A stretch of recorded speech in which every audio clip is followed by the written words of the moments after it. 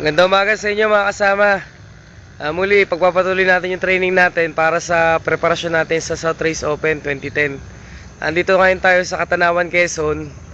Bale, ilang segundo na lang, alas 7 na. Nandito ang sikat ng araw.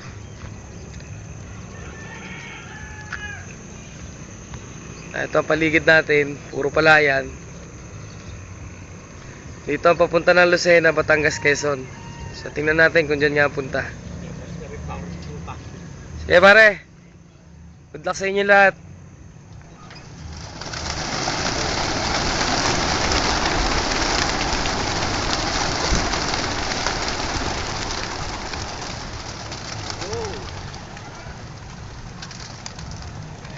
Pare, papugaw sa likod, papukpok lang.